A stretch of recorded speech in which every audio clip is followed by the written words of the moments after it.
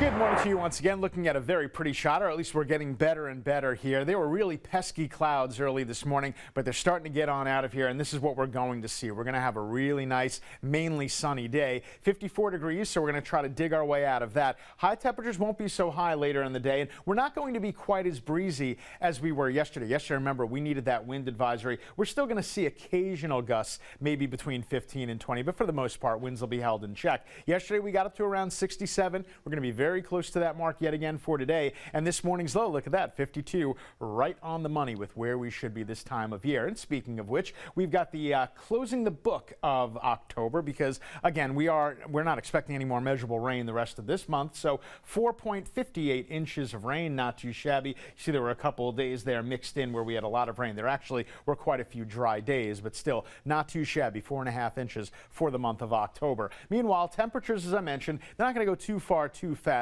but we are going to see mainly clear skies throughout the day, and we're not going to get a repeat of that cloud deck again overnight. So we're not going to see the temperature stop. They're going to drop in a hurry. Now, I don't know if we're going to get quite as cold. The graph wants to take us all the way to 42 by tomorrow morning, but I think we're definitely going to give that number a run for its money. So maybe you didn't want the jacket this morning. You will definitely want the jacket for tomorrow morning. I guarantee you that. Satellite radar now relatively quiet. You can see what's left of that cloud deck rolling out as the upper low pulls the moisture away from our area, and that moved the same cold front through here that we had the other day. And that cold front kind of shields and protects the East Coast from any kind of incoming tropical trouble like what you see there with Hurricane Melissa. We're going to get another update on that in just a second. As we get to the weekend, this really is not that big of a deal. It's just kind of our only chance of rain that we have. It happens to be Saturday evening. It's going to be a real fast mover. This low pressure system is going to hug the coastline, and that's it. By the time we get even the pre-dawn hours on Sunday, it's already passed us by. So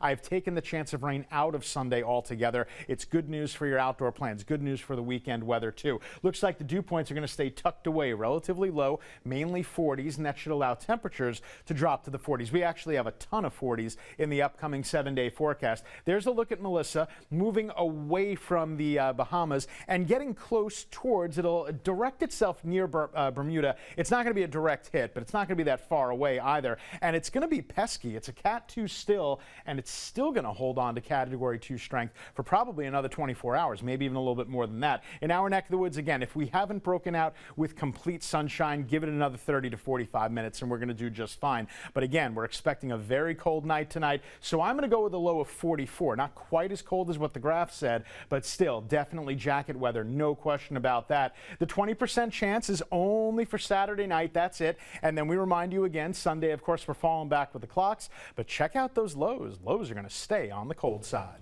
Oh, Jared, our forecast is a dream compared to what's